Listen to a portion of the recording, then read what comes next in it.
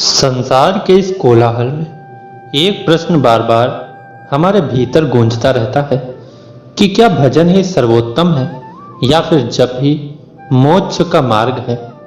दोस्तों, दोनों ही आध्यात्मिक साधन हैं, दोनों ही प्रभु से मिलन के द्वार हैं। लेकिन जब कोई साधक पूछता है मैं क्या करूं, भजन या जप, तो इसका उत्तर सीधा नहीं, गहरा होता है, ठीक वैसे जैसे आत्मा की गहराई होती है।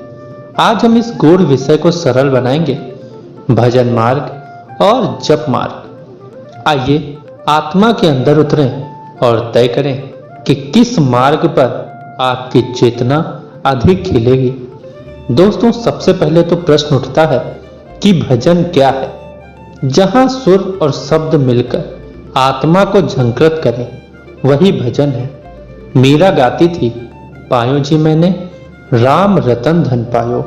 सूरदास ने आंखें खोली थी अपने शब्दों से। कबीर ने भजन को झोपड़ी से उठाकर राजमहलों तक पहुंचा दिया। दोस्तों, भजन में संगीत होता है, सामूहिकता होती है, हृदय का विस्फोट होता है। जब आप भजन गाते हैं, आप अकेले नहीं होते, वहां संतों की विरासत, संतों की शक्ति आपके साथ होती है। भजन मार्ग भाव का विस्फोट है, भक्ति की नदी है, लेकिन भजन की एक सीमा है। कभी मन साथ नहीं देता, कभी सुर भटक जाते हैं और कभी भीड़ में भक्ति खो जाती है। अब आइए जप मार्ग की ओर। दोस्तों, जप वो दीप है जो बाहर नहीं भीतर जलता है। कितने ही संतों ने कहा नाम जप ही कलयुग में तारक मंत्र है। रामकृष्ण परमहंस हो या तुलसीदास जी, सबने एक स्वर में कहा कि नाम से बड़ा कोई साधन नहीं है। जप क्या है? जब आप राम कृष्ण हरि कहते हैं, हर उच्चारण पर आत्मा में एक कंपन होता है।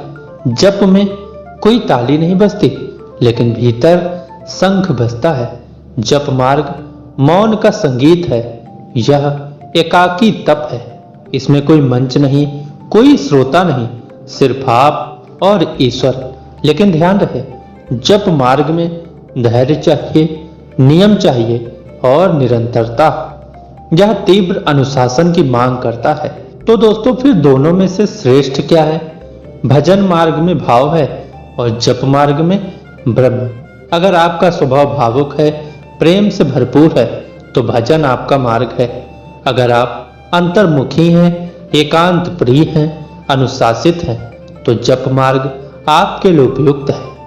लेकिन एक रहस्य जानिए, सच्चा साधक अंत में दोनों को अपना लेता है, क्योंकि जब मन थकता है तो भजन उसे उठाता है, और जब मन उछलता है तो जप उसे शांत करता है। जैसे एक पक्षी को उड़ने के लिए दोनों पंख चाहिए, वैसे ही आत्मा को ऊंचाई देने के लिए भजन और जप दोनों चाहिए। आज से तय करिए, हर दिन थोड़ा भजन और थोड़ा जप। कभी मीरा की तरह गाइए, कभी तुलसी की तरह जप कीजिए। याद रखिए, ईश्वर तक पहुंचने के मार्ग कई हैं, लेकिन भाव और नाम दोनों ही परम सत्य हैं। तो अब आप बताइए, आपका मार्ग कौन सा है? भजन या जप, या फिर दोनों?